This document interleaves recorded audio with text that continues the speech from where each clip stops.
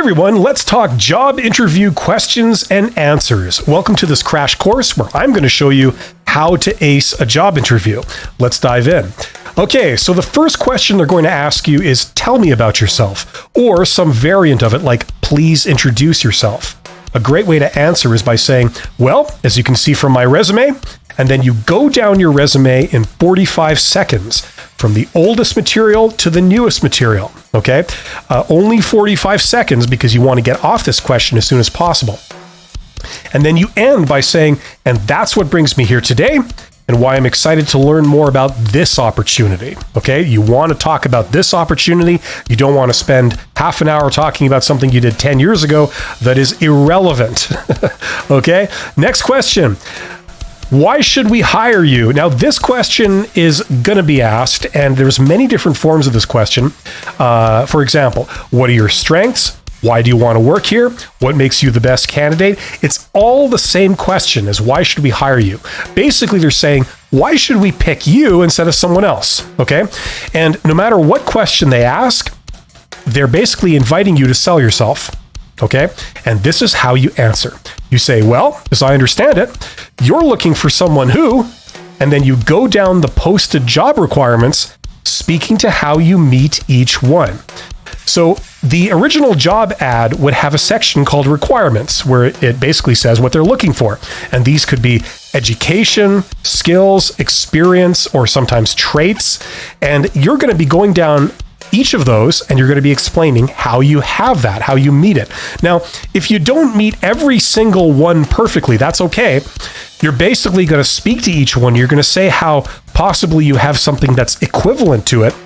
But in any case, it's not a problem. You meet all the requirements. Nothing on there is a showstopper. You have everything they're looking for. That's how you answer this question. Okay, what are your salary expectations? This is a question that stresses a lot of people out. Now, I'd like to make a point here, and that is that a job interview is different from a job application. Okay, if they were to ask you this question on a job application, they usually rig it so that you have to give a number. And incidentally, the way you would answer it is you give the lowest number you would ever possibly accept, assuming that everything you don't know about the job turns out to be perfect. It's your dream job. And that way they can't eliminate you because you asked for too much money. Okay? However, this is not a job application. This is a job interview. And in a job interview, you have a little bit more flexibility to say what you want. You don't have to give a number. And in fact, that should be the goal.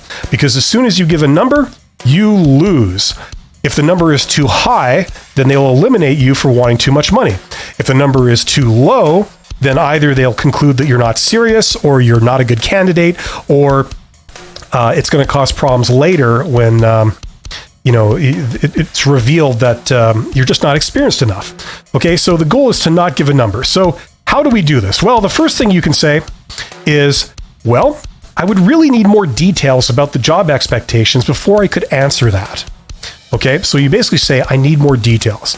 Now, hopefully they accept that. But if they don't, you move on to phase 2. You can say, can I ask what the approved salary range is for this position? So they're asking you for a number, and you say, well, what's the range? And then whatever they say for a range, you say, well, that works for me.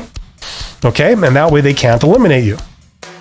Now, let's pretend that that's not really working either. Okay, they still press you for a number. They say, well, we don't know what the range is, which is a lie.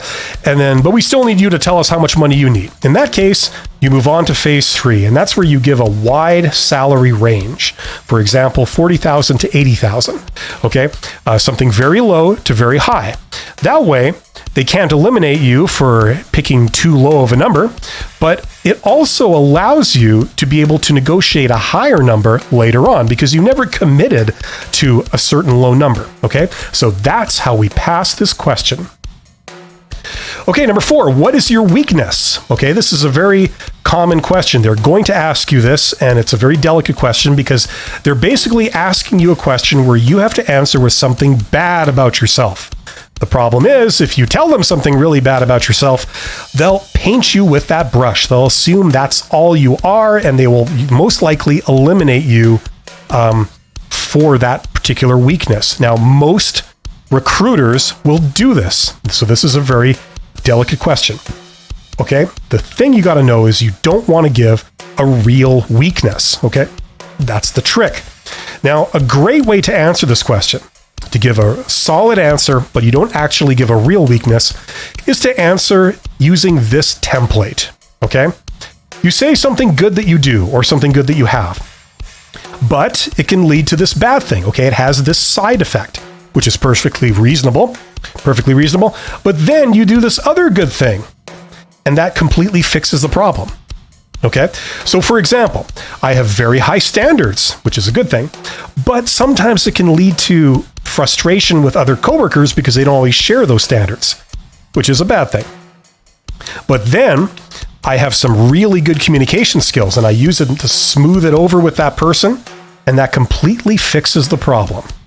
Okay, so that's an example. If you use this template, not only does it not really give them a weakness of yours, it actually is a platform for you to tell them 2 amazing things that you do. Okay, and that way you give them a serious, valid answer where you pass the question, and it also helps to sell you. Okay, number 5, where do you see yourself in 5 years? This is a question about the future. Okay, now the answer to this question is always in this job, essentially. The problem, though, is that different organizations have different expectations, and some organizations want you in this job 5 years later. They're hiring you so that you will do this job. But other organizations, they might expect you to have moved on by then. Okay, and now you're not a mind reader, so you don't know exactly what these people want. So a great answer to this question is to say, I expect to be advancing based on my job performance and likely taking on some new responsibilities. Okay, so you're not committing to any one thing. Okay, now you could leave it at that, or you could continue and say, do you mind me asking where you see this organization going in the future? So they're asking you about the future, and you say, you know what, well, I'll probably be in this job, or I could be advancing. And then you use it as a platform to ask them about the future, which leads to a 2-way conversation and not simply an interrogation.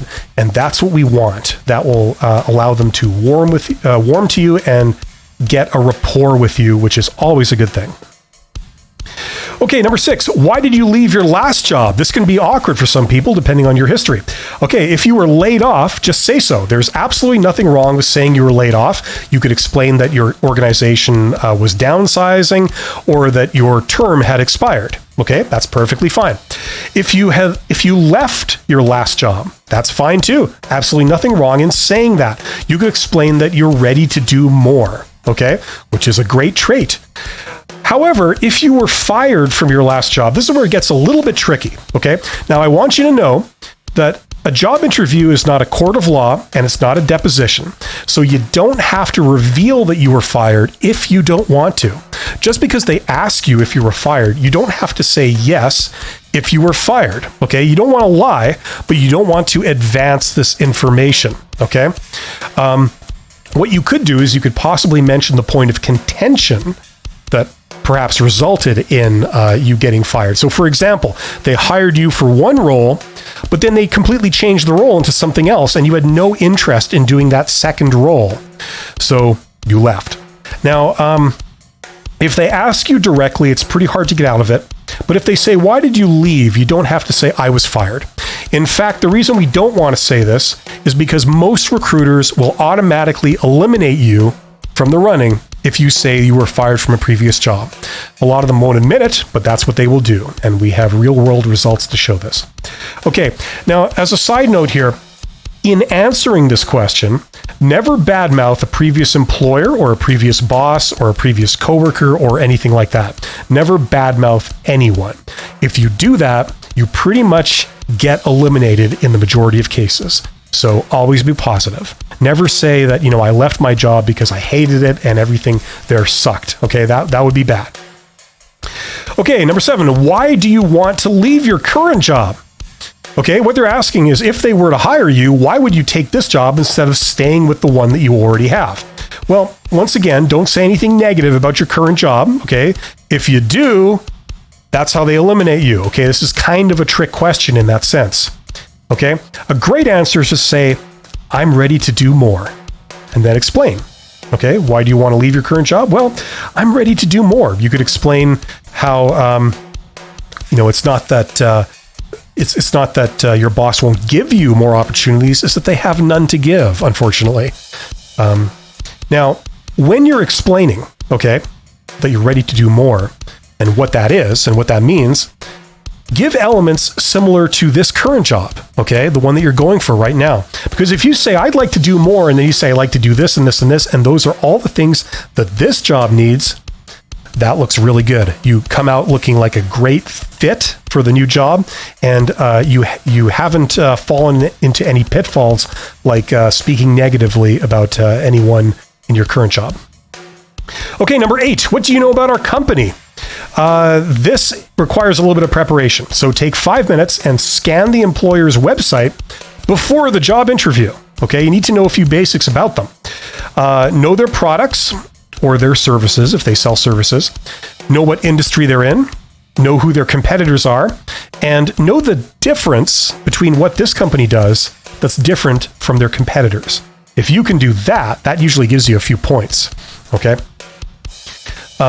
If you show up not knowing anything about the employer, you don't know what they do, you don't know how they do it, that can pretty much get you eliminated right there. It shows that you're non-serious, or you have such a bad work ethic that it would be a red flag. Okay, number 9, how do you handle stress? This is a very common interview question. The best answer for this question is to say, I handle stress very well, and then stop talking. Okay, now let me explain. The problem is that if you start talking all about how you get stressed and how you have to do all these things to manage your stress, they're going to tend to paint you with that brush. They're going to think of you as a person who gets stressed out easily, and this is going to be a red flag, okay? So we don't want to go in depth on this question. We just want to say it's not a problem and then move on, okay? Now, if you feel awkward saying, I handle stress very well, and then silence, okay, you could say, well, I've had to deal with stress on occasion, but it's never been a problem in the past. And then leave it at that. Stop talking. Don't keep running your mouth on this. Let them move on to the next question. Okay, and that way you don't eliminate yourself.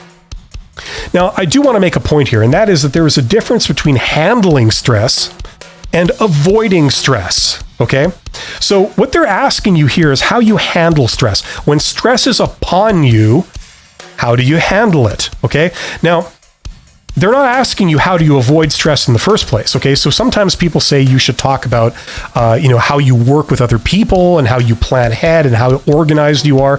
That's great. Those are great things to say. But the problem is you're not answering their question. Okay. They're not asking what you do to avoid the stress in the first place. They're asking you, once stress occurs, how do you handle it? Okay. The reality is that stress occurs no matter how well you plan things, no matter how closely you work with people. Things go wrong, which are not foreseen, and that's stressful. When it happens, how do you deal with it? That's what they're asking you. So let's be clear about this question. Okay, number 10, tell me about a time. Now this is, there's about 1 million questions that start with this. It's called a behavioral interview question, and it's asking for you to tell a story from your past as an answer. Okay? It's just not possible to try and study up for every single possible question they could ask you. Okay? There's literally 1 million of these. They could say, tell me about a time you dealt with a miscommunication between yourself and a coworker.